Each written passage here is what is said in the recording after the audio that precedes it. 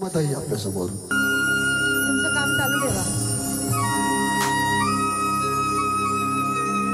आजही आपल्या गावाकडे जात्यावरती दळण दळून त्या पिठाची भाकरी जी भाकर बनते चुलीवरची त्याला खूप आवीट गोडी असते. होय ना? बरोबर ना? हात वरती करा. जात्यावर कोणी कोणी दळलंय? वा वा.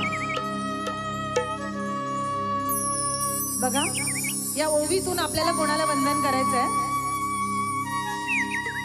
हा पहाटेचा बासरीचा सूर आमचे संगीतकार महेश जाधव यांच्यासाठी जोरदार टाळ्या. कारण वादक कलावंत फार महत्वाचे असतात. गायक गाणं गातो पण त्यांच्याशिवाय अधुरा असतो आणि म्हणून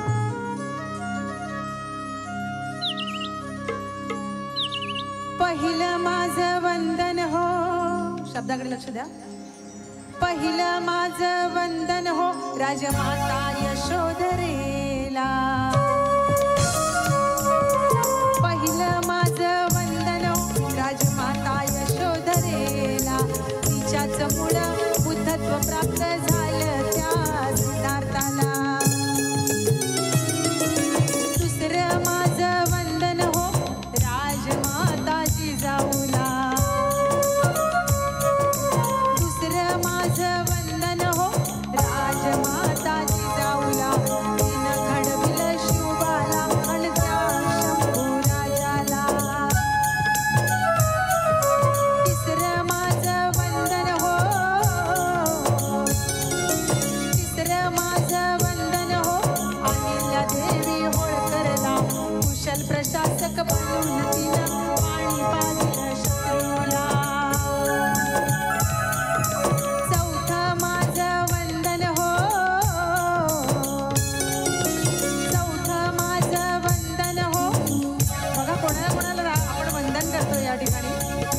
चौथं माझं वंदन हो क्रांती ज्योती सावित्रीला. चौथं फुलं वंदन हो त्या क्रांती ज्योती सावित्रीला. अंगावर शेण दगड झेलून शिकविन समस्त नारीला. बरोबर ना? आवडत असेल तर टाळ्या वाजवायच्या जोरदार. आता पाचवं माझं वंदन हो त्या माता फातिमा शेखला. एक मुस्लिम समाजाची महिला होती क्रांतीज्योती सावित्रीमाई बरोबर. तेव्हा सावित्रीमाई आणि ज्योतिबांना घरातून बाहेर काढलं होतं ज्योतिबा फुले यांच्या वडिलांनी. तेव्हा त्यांना राहण्यासाठी घर दिलं, संसारासाठी भांडी दिली. ते उस्मान बेग शेख पुण्यातील, त्यांची बहीण फातिमा शेख हिनं क्रांतीज्योती सावित्रीमाईच्या खांद्याला खांदा लावून पुण्यातील भिडेवाड्यामध्ये ज्ञानदानाचं काम केलं. मग आपण तिला विसरून कसं चालेल? आणि म्हणून पाचवं माझं वंदन हो त्या माता फातिमा शेखला. समाजाची पर्वा न करता साथ दिली त्या सावित्रीला. आता सहावं माझं वंदन हो, सहावं माझं वंदन हो माता रमाई आंबेडकरला. सहावं माझं वंदन हो माता रमाई आंबेडकरला.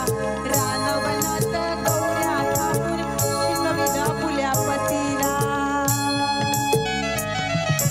सातवं माझं वंदन हो रणांगणा झलकारीला. सातवं माझं वंदन हो त्या रणांगणा झलकारीला. मेरी झाशी नाही दूंगी असं ठणकाविल इंग्रजांना. आता आठवं माझं वंदन हो, आठवं आपुलं वंदन हो त्या संत मदर तेरेसाला. म्हणजे आपल्या सिंधुताई सपकाळ माहिती आहेत ना? Sindhutai Sapkal, very good.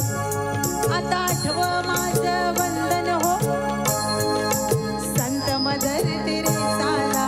गोरगरीब अनाथांच्या तिनं वाहून घेतलं जीवनाला. आता नववं माझं वंदन हो, नववं माझं वंदन हो त्या कल्पना चावलाला.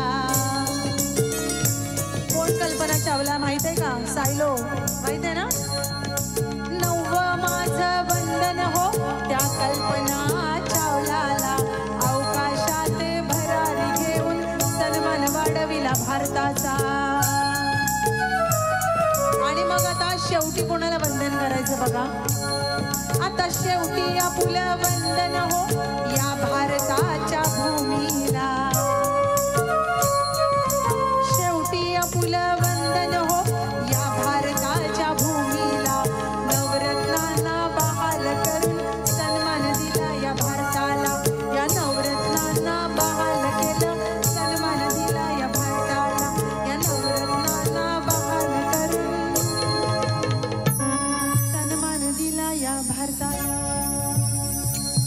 बघा, या राष्ट्रमातांचं चरित्र आपण आपल्या घरी ठेवलं पाहिजे, ते वाचलं पाहिजे आणि आपल्या लहान लेकरांना वाचून दाखवलं पाहिजे. उद्या अशी वेळ येऊ नये, मम्मी इथे हे फोटो आहे बघ, ती कोण आहे ग, असं सांगायची वेळ येऊ नये लहान मुलांनी तुम्हाला. त्यामुळे तुम्हा मायमाऊलींनी पहिला वाचन केलं पाहिजे.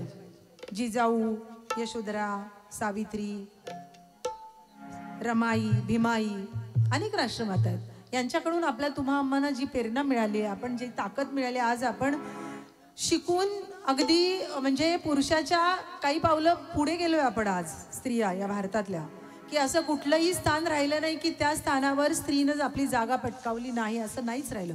प्रत्येक ठिकाणी आज स्त्री आहे, महिला आहे, ही नारी शक्ती आहे. हा नारी शक्तीचा विजय आहे. आणि म्हणून ह्या राष्ट्रमाता नसत्या, जन्माला आल्या नसत्या तर तुम्ही आम्ही कुठे असतो. आणि म्हणून तुम्हा आम्हाला हे विसरायचं नाहीये.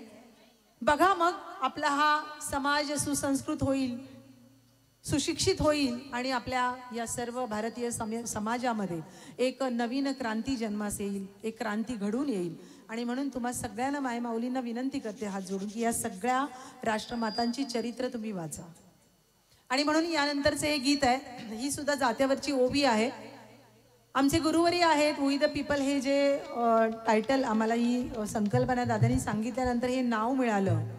हे अमरावती अचलपुराचे सॉन्ग अँड ड्रामा डिव्हिजन पुण्याला अनेक वर्ष कार्यरत होते.